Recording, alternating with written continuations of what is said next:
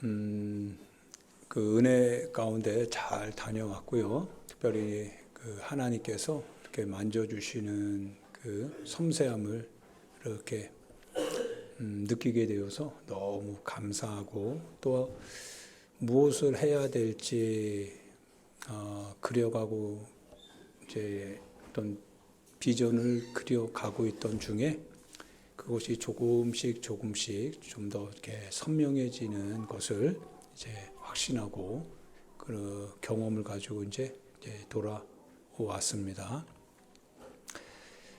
치앙마이에 한 그 목회자인데요. 참 그분도 저랑 나이는 비슷한 것 같아요. 50대 초중반인데요.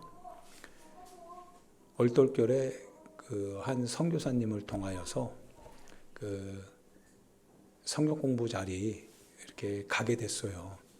근데 태국 사람이 교회를 세우는 거, 교회를 다니는 건 허락을 받지 않으면 이제 항상 쉽지 않거든요. 이방 땅에서는. 더군다나 어떤 마을에 교회를 세우는 건 그 마을의 주지, 그 마을의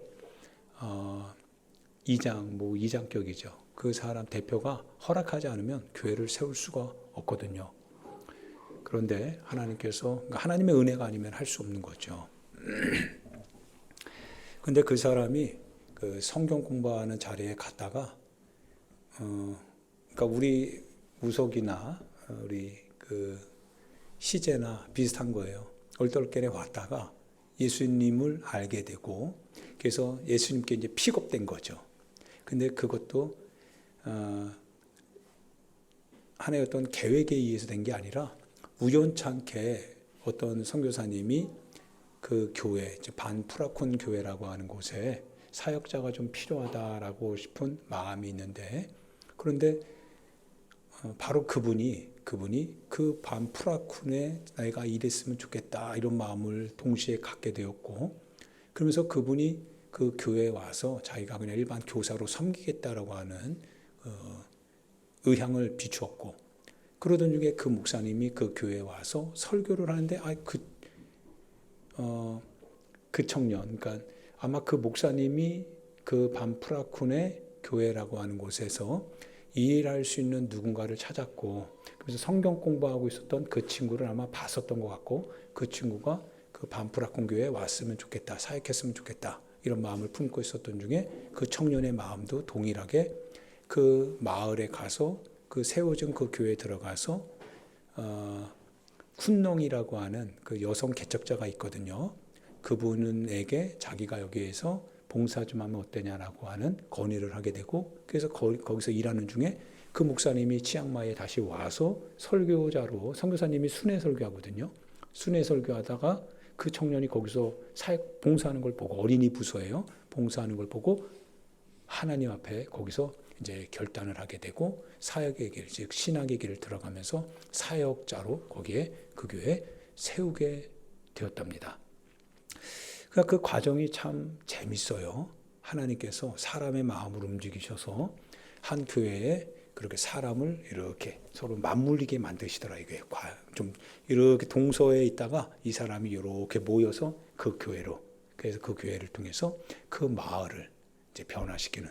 그래서 하나님이 역사하시는데요.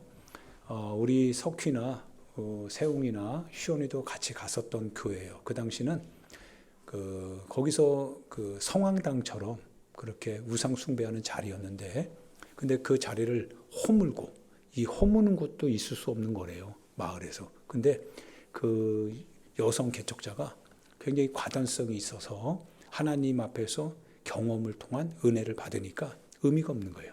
그래서 과감하게 허물고, 그러면서 그 동네를 완전히 바꾸기 시작하는 거였어요. 뭐 애들이 오는데요. 지금 방학이라서 많이 오진 않는데, 애들이 오는데 애들이 뭐 감당할 수 없을 만큼 많이 이렇게 온대요. 그러면서 이제 우리 그 K-팝 있잖아요. 잠깐 이제 가족 소개하는 일이 있어서 소개했더니 그 선교사님 사모님께서 여기 너무 필요하다는 거예요. 여기서 한 번만 이렇게 도와주시면, 여기 동네 애들 있잖아요. 이 교회 위상도 세워지는 거죠. 위상도 서고, 도대체 저 교회가 무슨 교회이길래 우리가 TV에서만 보고 우리가 바라보기만 했던 K-팝, K-무비 그 사람들이 여기 와서 그렇게 할 수 있냐. 야, 그분이 도대체 누구냐라고 하면서 그 위상이 대단하게 높아진대요. 이 뜻은 그 동네 사람들이 뭐예요?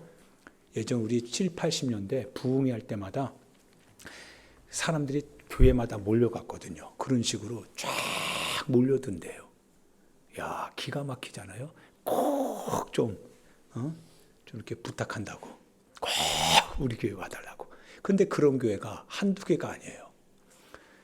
미얀마 쪽에 있는 메소에 가니까 거기는 애들이 이건 있을 수 없어요. 엄청나게 많아요. 어떻게 말을 할 수 없을 만큼.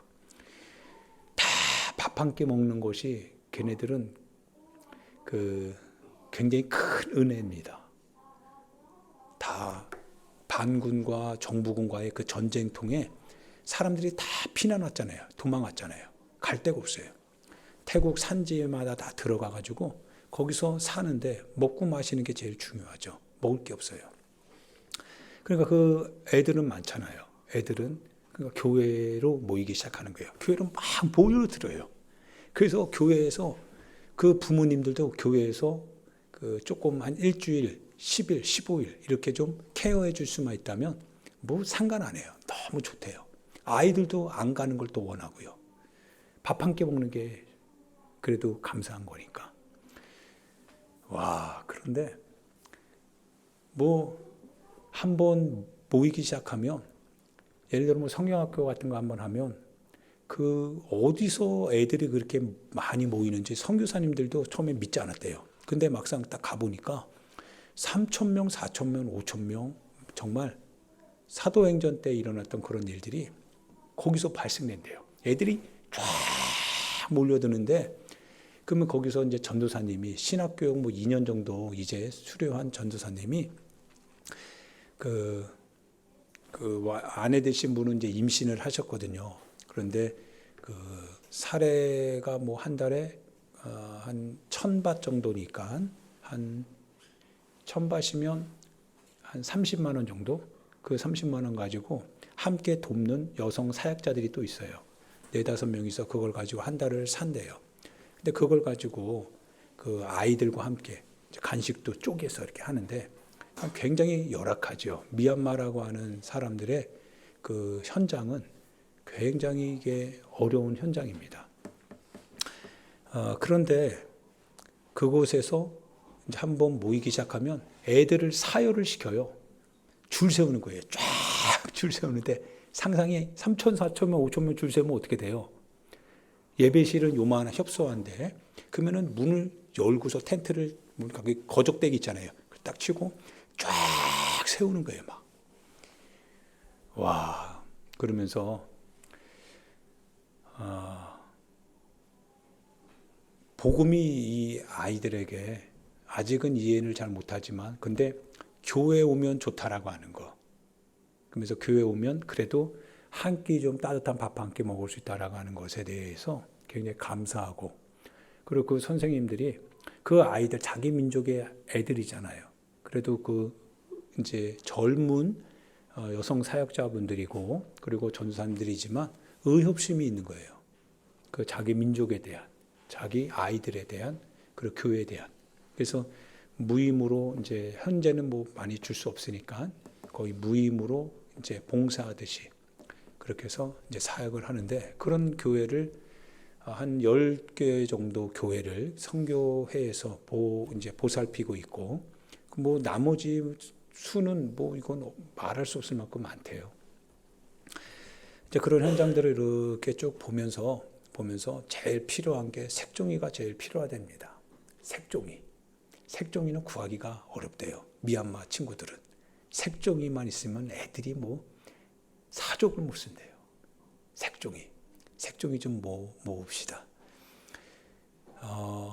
그러면서 이제 쭉 보고 왔는데 근데 한결같이 그 사람들 틈에서 그 어린아이들을 양육해가는 사역자들이 눈에 보이잖아요. 근데 내 머릿속에는 이런 생각이 들어와요. 정말 속된 말로 정말 쓰레기 같은 생각이었어요.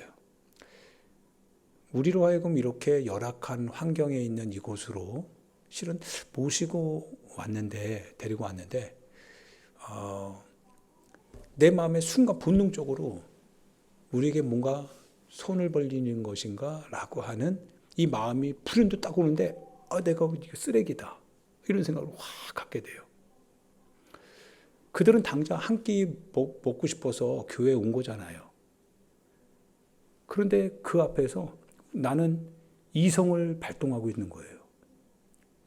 야, 내가 지금 뭐 하나, 이런 생각을 좀 품게 되는 거죠. 정말 본능적으로, 즉 이 못된 본능 말고 그 아이들이 도움을 구하면 도와주면 되잖아요. 그 현장을 보면서 우리 마음에 긍휼한 마음이 있으면 그러면 도우면 되잖아요. 그리고 섬겨주면 되고, 못하면 기도하면 되는 거고. 근데 내 마음엔 머릿속에 자꾸 이 지식이 들어와요. 이것 때문에, 이것 때문에, 이것 때문에. 야, 자본주의에 녹아들어서 내가 지금 정말 쓰레기가 되고 있다, 이런 생각을 이제 갖게 되더라 이거예요. 그걸 뿌리치기 시작합니다. 그러면서 마음속에 하나님 어떻게 이분들, 이 나라, 이 민족, 이 어린아이들 꿈과 희망인데 그들을 어떻게 키워가야 되는지, 언어도 다르고 문화도 다르고 환경도 다르고 어떻게 그들을 이해하고 돕고 우리가 어떻게 섬겨야 되는지, 그걸 가지고 이제 하나님 앞에 기도하면서 한 주간을 쭉 돌아봅니다. 한편으로는 그 자본의 논리에 물들어서 내가 가지고 있는 것이 마치 맞는 것처럼 이렇게 판단을 내리고 있는 내 모습, 정말 회개하지 아니할 수 없었죠. 너무 부끄럽습니다. 그들이 달라는 건 없었습니다. 다만 그들의 삶을 나에게 보여줬는데 나는 거기에 대해서 나는 방어하기를 바빴던 거예요. 방어하고 싶었던 거예요. 그렇다고 내가 부족합니까? 내가 없는 거 있습니까? 난 다 가지고 있습니다. 누릴 거 다 누리고 있습니다. 우리 자녀들 밥 때문에 고민합니까? 그러지 않아요. 그들이 필요한 게 없어서 그들이 고통합니까? 그러지 않아요. 다 줄 수 있습니다. 그런 내 자신이 그 밥 한 끼 먹고 싶어서 교회에 온 그 친구들을 보면서 그걸 나의 알량한 지식과 이성으로 방어하려고 할 때, 와, 나는 쓰레기다. 그래서 너무 하나님께 부끄러운 거죠. 그러면서 이제 아이들을 위해서도 기도하고요. 교회를 위해서, 그리고 선교사님들을 위해서 기도합니다. 내 자신의 지식으로 기도하는 게 아니라 하나님이 주시는 마음을 갖고 기도하는데요. 뭘 말도 알아듣지 못하시는 분들이 막 아멘을 해요. 어떻게 아멘하는지 모르겠어요. 그냥 마음인 게 전해지나 봐요. 그래서 저도 이제 울고 그분들도 막 울고 그러면서 하나님 앞에 이 민족, 이 미래, 이 교회 얼마나 어려운 가운데서도 신앙생활 하려고 발버둥치는 이들의 삶에 대해서 하나님 긍휼히 여겨달라는 거예요. 이스라엘 백성들을 긍휼히 여겨주셔서 그들을 바로의 손에서 끌어내셨듯이 하나님 살펴달라는 거예요. 하나님 앞에 쭉 기도하고 그러면서 이제 교회를 돌아다 봅니다. 해야 할 일들이 너무 많아요. 너무 많습니다. 그들을 도와야 된다라고 하는 마게도냐 사람들이 사도 바울 선생님에게 와서 우리를 와서 좀 도와라 라고 했던 그 목소리처럼 한국교회를 향하여서, 한국의 성도들을 향하여서 하나님께서 그들을 우리에게 보여주시는 것 같아요. 세계는 복음으로 말미암아 풍성한 분들도 있지만 지금 복음이 필요로 하는 사람들이 너무 많다라고 하는 것. 그래서 누가 나를 위하여서 갈 거라고 하는 그 질문과 그 대답을 우리는 지식으로 너무 많이 듣고 있고 알고 있지만, 근데 그 대상이 우리가 되어야 된다라고 하는 것에 대해서는 우리가 반응하지 않지요. 그러면 주님 내가 가겠습니다 라고 말해야 될 때 그러나 말하지 않는 사람들이 너무 많지요. 그러나 여전히 하나님은 부르시더라 이거예요. 누가 나를 위해서 갈 것인가 라고 하는 거예요. 가진 사람이 가야죠. 비전을 갖고 소명을 가진 사람이 하나님 앞에 가야 되는 거죠. 할렐루야. 이것이 신앙생활이 아닐까 싶습니다. 한 신학교에 들어갔어요. 신학교에 들어갔는데 그 신학교에서 그 종교개혁의 세 가지 모토가 있죠. 첫 번째는 오직 신앙으로만입니다. 솔라 피데, 오직 신앙으로. 그리고 오직 성경으로, 즉 솔라 스크립툴라. 그리고 오직 은혜, 솔라 그라티아. 세 가지 모토를 가지고 미얀마 그 신앙인들을 대상으로, 그 중에서도 신학을 대상으로 신학을 하기를 원하는 그런 사람들을 추려서, 그래서 학교를 운영하는 그 그레이스 신학교가 있습니다. 이제 그곳에 가서 이제 격려사를 하게 되는데요. 하나님께서 이 다니엘의 마음을 이제 저에게 계시로 허락해 주신 것 같아요. 그래서 하나님이 주신 그 계시를 내 마음에 품고 이제 단상에 올라갔는데, 먼저 곽지한 목사님께서 설교를 마치시고, 그러고 나서 이제 제가 텀을 갖고 이제 격려사를 합니다. 격려사를 하면서 축구할 때, 저희가 예전에 인천제일교회랑 축구할 때 1쿼터에 제가 그 상대방이 발을 들어서 공을 서로 차지하려고 하다가 그 친구 발이 내 오른쪽 발에 쾅 부딪혔거든요. 그래서 새끼발가락이 금이 갔어요. 근데 저희 선수는 11명이거든요. 한 사람 빠질 수가 없었잖아요. 진짜 아팠는데 근데 빠질 수가 없었습니다. 그래서 1쿼터 딱 끝나는데 발이 붙잖아요. 그런데 왼발은 아직 멀쩡하잖아요. 또 남자가 그 아프다고 빠지면 되겠어요. 11명인데. 나 빠지면 누군가는 2배로 떠야 되잖아요.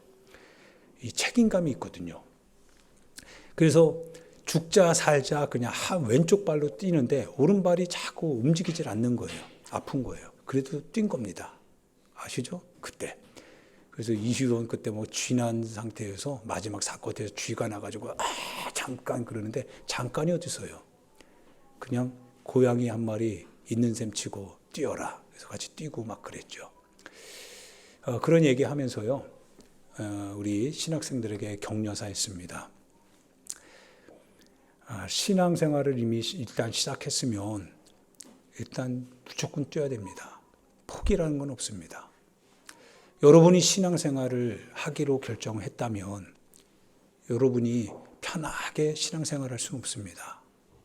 여러분 자신의 이름을 걸고 하는 게 아니라 여러분 안에는 예수 그리스도의 이름이 있습니다.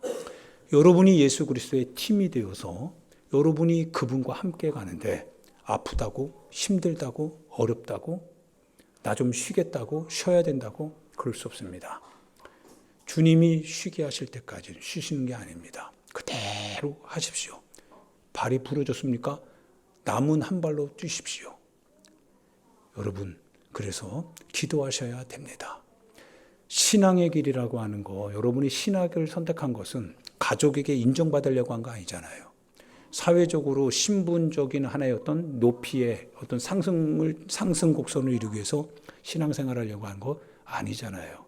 오히려 신앙생활로 인하여서 여러분이 핍박당하고 아픔을 겪어야 되고 고난당해야 될 일들이 많은 거 알면서 신앙생활을 했잖아요. 그렇다면 여러분이 이제 신학을 마치고 교회 개척의 현장에서 사역의 길을 가야 될 텐데, 그러면 결단을 해야 된다는 거예요. 여러분 개인적인 일에 있어서 이제는 거기에 묶여서는 안 됩니다. 여러분이 주변으로부터 인정받지 못함으로 인하여서 외롭고 힘들고 고독할지라도, 그러나 여러분 가야 됩니다. 여러분의 삶의 핍절됨이 올 수도 있습니다. 여러분 못 먹어도, 그런데 누군가를 먹여야 된다면 그 누군가를 먹여야 될 이유 때문에 여러분들이 가지고 있는 걸 그들에게 줘야 될 때도 올 겁니다. 여러분의 배는 꼬르륵거리지만, 그러나 누군가의 꼬르륵거리는 배를 위해서 그것을 먼저 내어 밀어야 되는 일도 있습니다. 그 길을 가야 됩니다. 여러분이 힘쓰고 수고하는 그 길에 하나님의 뜻이 이루어질 것인데, 그 뜻을 위해서 여러분이 치러야 될 대가는 때로는 발이 부러지는 경우도 있고 여러분이 뛸 수 없을 만큼 고통이 오는 수도 있습니다. 그러나 여러분은 팀워크를 위해서, 팀을 위해서 뛰어야 됩니다. 바로 예수 그리스도의 팀으로서 여러분은 뛰어야 됩니다. 포기할 수 없습니다. 주저할 수 없습니다. 언제까지 해야 됩니까? 응답될 때까지 해야 됩니다. 그렇게 하십시오. 학생들이요, 아멘 하죠. 근데 한 장로님이 계시는데, 난민 병원을 운영하는 장로님이 제 앞에 와서 식사를 하시는 거예요. 이제 우리 성도분 중에 그 식사를 다 대접하기를 원하셔서 이제 다 대접을 했어요. 그런데 식사하면서 어떤 병원을 운영하시는, 난민병원을 운영하시는 분이 앞에 앉아서 목사님 많이 힘드셨죠? 그러는 거예요. 본인이 위로가 된다는 거예요. 왜냐하면 여기도 정말 힘들다는 거죠. 그러면서 어떻게 해야 될까 이제 고민도 하는 거죠. 그런데 정말 응답될 때까지 하는 거 아니겠습니까? 정말 끝까지 견디는 거 아니겠습니까? 그렇죠. 우리가 잘 되려고, 잘 먹고 잘 살려고 하는 거 아니지 않습니까? 우리가 먹어도, 우리가 주거나 사나 먹으나 우리가 입으나 다 주의 영광을 위해서 한다라고 우리는 그 성경을 항상 되뇌이고 사는 인생 아닙니까? 그래서 여기까지 온 거 아닙니까? 맞습니다. 그러면서 첫 마음을 다시 회복하더라 이거예요. 사랑하는 여러분, 여러분과 제가 복음 안에 들어온 이상 복음에 우리는 팀을 이루는 팀원들입니다. 우리 자신이 주도권을 행사하려고 하는 게 아니라 주님의 주도권 아래에서 그분이 우리를 통해서 그분이 하시고자 하는 일을 마음껏 주님이 하실 수 있도록, 내가 방해가 되는 게 아니라 내가 그분의 도구가 되고 그분의 수단이 되고 그분이 하고 싶은 일을, 그것을 우리에게 소개시켜 줄 때 주님 내가 여기 있습니다, 내가 하겠습니다, 그분의 마음을 흡족하게 하기 위해서 예수 그리스도의 팀원이 된 겁니다. 할렐루야. 그분이 머리시고 우리는 그분의 지체입니다. 그분의 몸입니다. 그분이 그래서 우리를 피로 값주고 사신 만큼 우리는 피에 대한 값을 치러야 됩니다. 빚진 자인 거죠. 복음에 빚진 겁니다. 누가 나를 위해서 갈고 하늘과 땅의 권세를 다 내게 주셨는데 내가 이 권세를 너희에게 허락한다고 하시면서 가서 복음을 전하랍니다. 가서 복음을 전해라. 내가 너희에게 일러준 모든 것을 너희들이 가서 그들을 가르치고 그걸 지키게 하랍니다. 내가 너희와 항상 함께하게 됩니다. 너희는 내 몸이다라고 하는 사실이죠. 내 지체다라고 하는 사실입니다. 할렐루야. 복음의 부르심을 받고 복음에 따라 살기를 결정하는 사람들의 바로 그 근원입니다. 근거입니다. 우리를 살게 하시는 분의 의지요. 그 의지가 내 삶에서 내 삶을 이끌어가는 근거가 되는 그 내용입니다. 오늘 다니엘이라고 하는 사람이 나옵니다. 다니엘이 신앙생활 잘했죠. 예, 신앙생활 잘했습니다. 잘한다고 해서 고난이 없습니까? 고난이 있죠. 고난이 있어요. 그가 왜 고난을 받냐면 너무 신앙생활을 잘하기 때문에 고난 받더라 이거예요. 적당하게 살면 되는데요. 적당하게 공문 오면 공문에 따라서 머리 숙인다고 누가 뭐라고 합니까? 뭐라고 할 사람은 없죠. 고난도 없어요. 어려움도 없어요. 그냥 세상 현실 따라 살면 전혀 문제될 게 없어요. 그런데 세상 현실 따라 살려고 하지 않으니까 고난이 오더라 이거예요. 하나님의 뜻을 따라 더욱더 간절하게 기도하면 기도할수록 고난이 더 심해지더라 이거예요. 그래서 포기할 겁니까? 다니엘이 포기를 안 해요. 다니엘이 포기를 안 하니까 세상이 그와 더 이상 타협, 절충하려고 하지 않아요. 사랑하는 여러분, 교회가 그리고 우리가 가지고 있는 신앙이 결백하고 정직하고 단호하면 단호할수록 세상의 것이 눈에 들어오지가 않아요. 세상의 것이 내 신앙에 대하여서 방해가 되질 않아요. 왜냐하면 상대가 안 되니까요. 상대가 될 수가 없는 거예요. 왜? 신앙이 내 삶에 주권을 행사하니까요. 없으면 말고 있으면 하나님의 뜻대로 쓰고 그러면 되는 거 아니겠어요? 그것 때문에 이것 때문에 저것 때문에 아니요. 신앙이 결백하고 하나님의 살아계심이 내 삶의 현장에서 실제가 되게 하겠노라고 하는 강직한 마음이 고수되어져 있다면 흔들리지 않는 거예요. 흔들리지 않으니까 세상에 타협할 수가 없잖아요. 손을 내밀지 못하잖아요. 그러니까 죽이기로 작정하는 거예요. 죽여야 자기들이 이제 쓰니까요. 신앙이 그런 거예요. 그래서 예수님께서도 그분이 하나님이신데 세상과 타협이 됩니까? 타협이 안 되니까 세상으로부터 예수님이 쫓겨나잖아요. 어떻게 쫓겨납니까? 죽음으로써 쫓겨나는 거예요.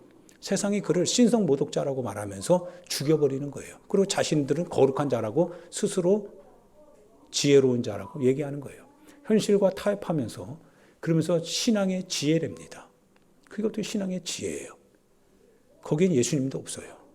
주님의 십자가가 어디 있어요? 십자가가 이미 타협 속에 다 허물어졌는데요. 피가 어디 있어요?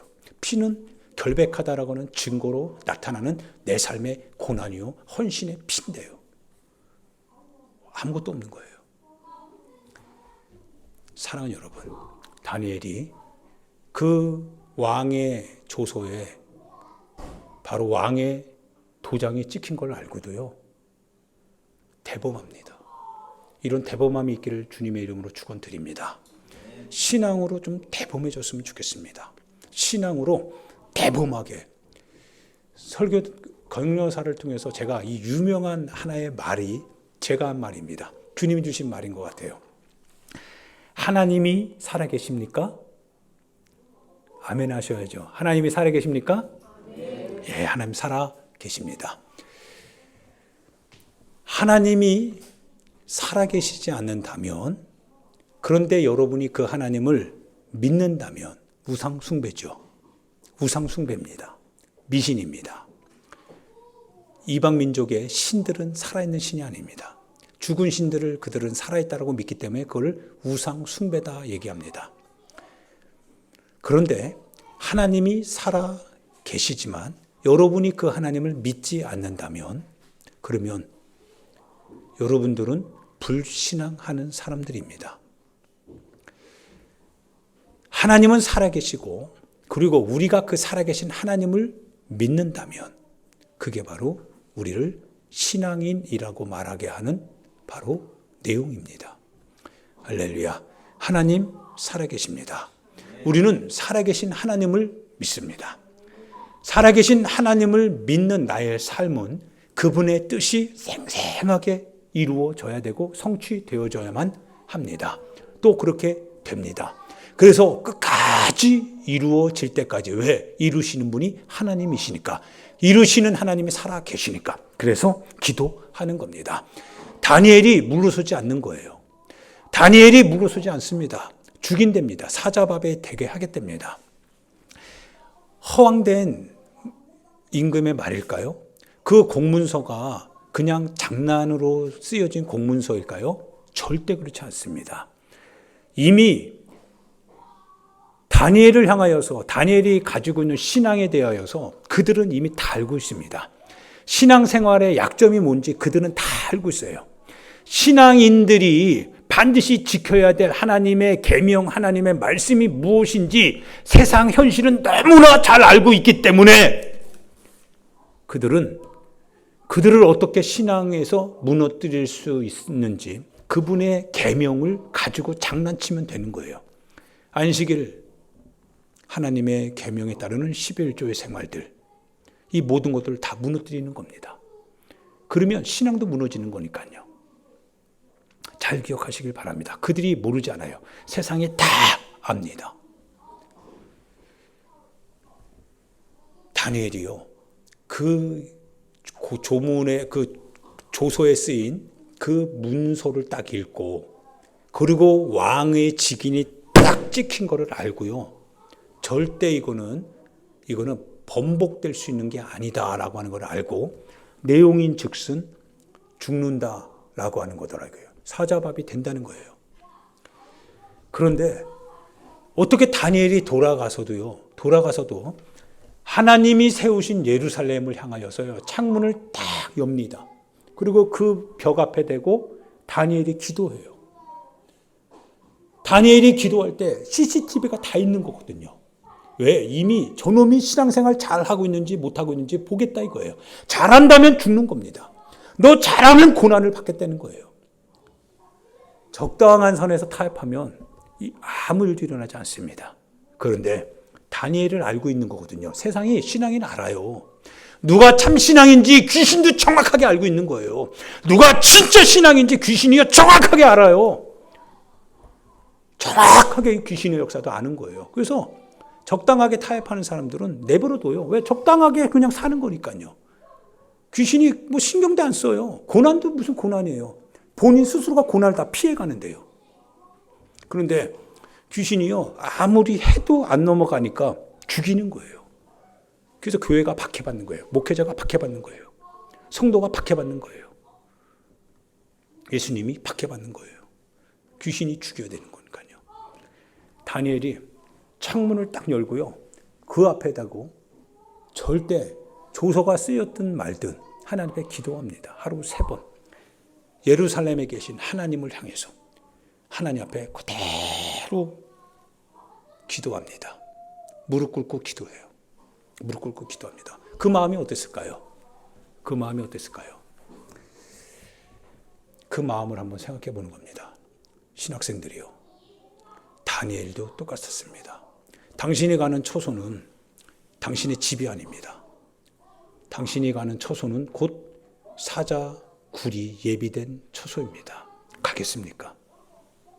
당신이 하나님이 살아계시다면 가야 됩니다. 만약에 하나님이 살아계시지 않는다면 당신은 가면 그 죽음은 무의미합니다. 그러나 하나님 살아계시기 때문에 가시면 주님이 일하실 것입니다. 다니엘처럼 가는 거죠. 그게 우리 신앙인이지요. 신앙입니다. 갑니다. 갑니다. 그들이 찬양하죠. 그들이 하나님께 영광을 돌리죠. 갑니다. 가겠다는 거죠. 다니엘이 그대로 하는데 고난이 철회될까요? 현실은 이를 바득바득 갈고 있더라 이거예요. 다니엘이 그 무릎 꿇지 않을 걸 아니까요. 기록된 그대로 덫을 만든 그대로 그 덫으로 잡더라 이거예요. 잡히는 거예요. 여러분 기도하면은 모든 환난이 없어질 것이다. 아니요. 착각입니다. 기도하면 환난이 없어지는 게 아니라 환난을 이길 수 있는 능력이 생기는 겁니다. 힘이 생기는 거지. 환난이 어떻게 되겠다? 아니요. 그래서 피해가지 않는 거예요. 피해가지 않기 때문에 고난을 받는 거예요. 근데 고난을 받는데 이길 힘이 생기더라 이거예요. 고난을 이길 힘이 내 안에 생기니까 그 현장에 가더라 이거예요. 힘이 없으면 못 가는 거예요. 그래서 이 핑계 저 핑계 되는 거예요. 이 변명 저 변명 되는 거예요. 신앙은 그렇지 않습니다. 하늘을 받들어 모셔야 돼요.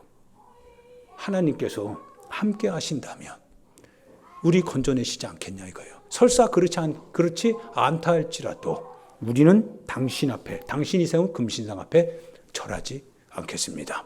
신앙입니다. 그리고 불은 더 뜨거워지는 거고, 그리고 아니나 다를까 이놈들이 다니엘을 고소고발한 그대로 왕 앞에 끌고 오는 거예요.